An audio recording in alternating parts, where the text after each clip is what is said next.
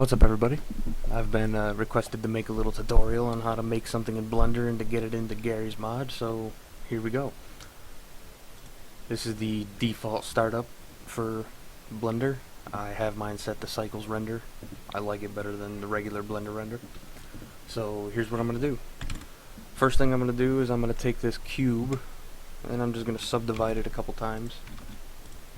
few times, just so that way it gives it a little bit more definition to it. And then I'm going to go over here and I'm going to apply a subdivision surface modifier. Now if I was going to use simple, it would leave it blocky and just give it more faces. I want it to be a little rounded, so I'm going to use this Catmull-Clark setting. As you can see, it rounds it off pretty good. Then I will apply it, click the smooth shading button because it makes it look better. The next step is I'm going to add a displacement modifier. And I'm going to set the texture as a displacement texture that I have already made, and it's going to be this frozen lake displacement. As you can see, it's already displacing it, and I need to set a UV so that way it'll match with the texture properly. I'm just going to hit project from view bounds so it looks semi alright with this texture, because I know it'll do that. As you can see, it looks kinda all weird and wonky and whatnot. That's because the settings are far too high by default. So I will put it down. And as you can see, it's a nice bumpy cube. Okay. And then I will apply that. So the model is already modeled, but because it's just a simple little cube. Now we need to apply a texture, and this is an important thing here, especially for usually any type of game that you want to do, but especially for Garry's Mod and Source, this is extremely important. You need to have this material name be the same as your VMT file, and I'll show you what I'm talking about when I get there. So I'm going to open up a text. I don't even really need to add the texture, but I'll do it so you can see what it's going to look like. I will use frozen lake color because I used frozen lake displacement, so you can see what's going to happen. I go to the material view, and you can see that the material and the actual texture itself and the displacement are mapped perfectly together because it's based off of the UV. That's why I put the UV as the texture coordinate. Blender will automatically do this if you just add a texture and don't have the texture coordinate in. But I wanted to make sure that when it gets outputted, when I export it for source, that it knows to use that texture coordinate. So I have to put that in. Now here's the material. I'm going to name it IceCube. Now remember that I named it IceCube, and this is important. I'll name the mesh IceCube as well, just for posterity. Okay, with Garry's Mod specifically, and I know it's with other source games as well, you need to have at least one bone, because you must have at least one idle animation. I will name this bone IceCube idle. And I will go here to my source engine export. It's an add-on. You can download it from many different websites. I'm not going to provide a link because you can just type into Google, source engine export Blender add-on. You'll find it. I'm not going to be outputting this for any other type of game other than Garry's Mod, so I'm going to use it as an SMD. As you can see, it says Studio MDL data. The DMX is a data model exchange, and you can use that for games like Team Fortress 2, but since this is for Garry's Mod, I'm going to put it as a Studio MDL. Okay, the export path must be set. I'm going to put one on my desktop. I'm going to create a new directory, and I'm just going to call it IceCube. Once again for posterity. I select IceCube, and I hit accept. So now the export path is set to IceCube. As you can see, we have the IceCube SMD as the source engine exportables. Now, I need to take this IceCube idle bone as it's selected. I have to go to the timeline and just set one frame of animation, and there it is. As you can see, it came up down here as IceCube idle action. I don't need it to have action at the name, so I'll change that. So now it is called IceCube Idle. Now when I export it, I will get two SMD files, the IceCube Idle SMD and the IceCube SMD. So I will export those two files. It's done. I don't need to save this because I don't care to save it. Now I have this IceCube folder. I have one SMD, the IceCube SMD. The anims folder, animations, is where the idle one is. I will cut it out of here and paste it in the main one. You don't have to, but I find it to be easier. I have QC files already written, so I will copy one that I already have, and I will paste it here, and then I will go into edit it with Notepad++. It's a great program. Now these command lines, the model name, the scale of it, you can leave the scale at 1. It'll be tiny because I made a small model, so it's already set to 7. The body, my body, if you're going to have many different SMDs put into it, you can have like many different meshes.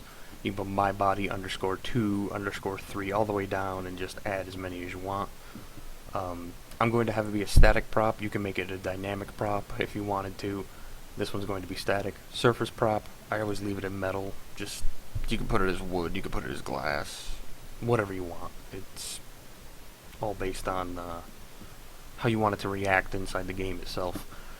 The CD materials, that is the directory of where the materials will be. And I will show you how to do that in a moment.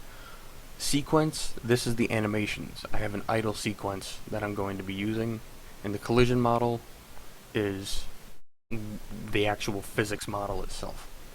So let's get to it. Okay, so I'm going to have it in the IceCube directory and have it be called IceCube.mdl. The body that I'm going to use is the IceCube SMD.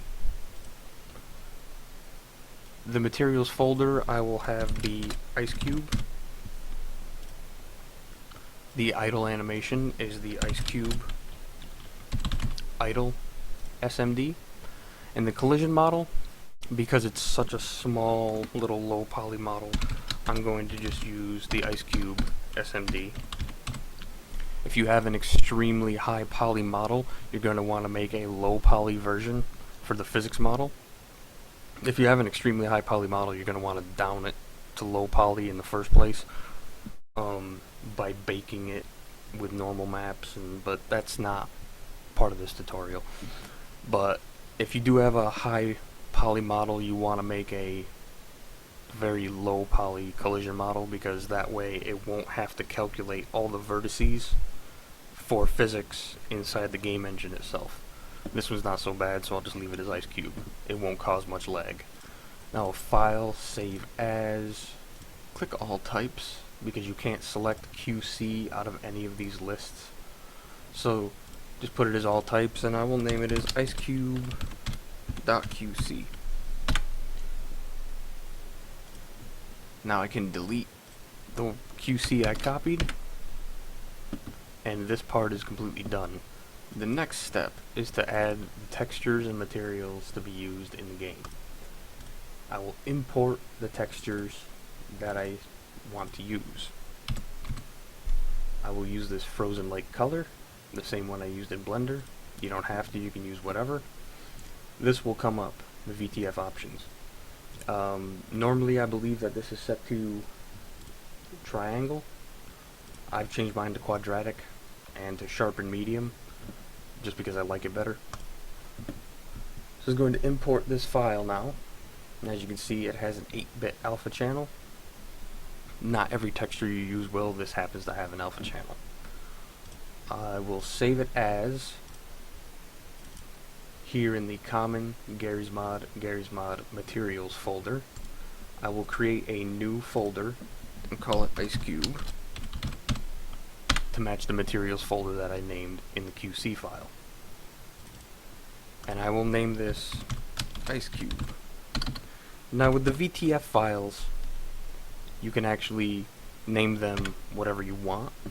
However, when you make a VMT file, the VMT file must be named the same exact material you named it in Blender. If you want to make just a regular static prop with a texture, it needs to be vertex lit generic.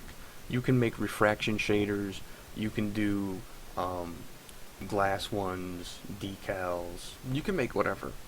But since it's just a regular prop, we're going to do vertex lit generic. Because it has an alpha channel, translucent is checked by default. I do not want it to be translucent, however, so I will uncheck that. If you leave it checked, it just adds the translucent command line to the VMT. As you can see, it's going to save it as a VMT file, and I need it to be named ice_cube to match the material I called it in Blender. So now that's done, I will import one more, and it will be a normal map that I have already made, so I don't need to generate a normal map. I already have one made. Now this normal map, it also has an alpha, but that's only the alpha maps that are on normal files are used usually for Fong specularity, but I'm not going to be doing all of that. So I will save this as you can see, the path is already there for the common Garry's mod material, IceCube. I will name it IceCube_NRM to signify it as a normal map. Now we'll open up the IceCube material file, not the texture file, the material file. This is where the command code is. I will add the command line bump map, tell it to go to the IceCube directory, and then use IceCube NRM. That's our normal map. Save it, and that's done. You can add tons of lines of command code here to be able to make it do whatever you want it to do and make it look however you want it to look. But since we're doing the simple Blender gmod, here it is. That's done. That's done. I'm opening up GUI Studio MDL. It's what I use. I click orange box, I click Garry's mod. It is not set by default when you download it to use Garry's mod. You have to add that in. I'm not doing that in this tutorial. I already have the QC done, so we'll open the QC file and we click compile. Now it will compile this model. If you get an error during compiling, it will not always tell you what type of error that you have. After you have a little more experience with it, you will be able to read what those errors say, and it will tell you what the problem is. Sometimes it will say too many indices in source. That will mean that you have way too much physics going on, and you need to create a smaller physics model. Okay, the IceCube.qc is done. The compiling is done. Now I open up Garry's mod.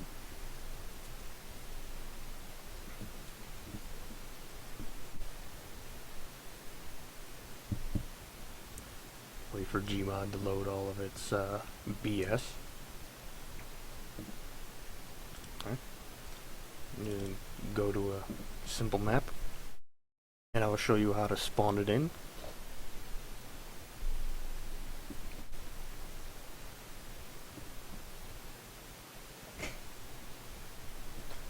Okay, now what you need to do from here is to go here to games, go here to Garry's mod, go down to the directory that you created your model in. Mine was IceCube, and there it is. And there's the model. That's how you get a model from Blender into Garry's mod.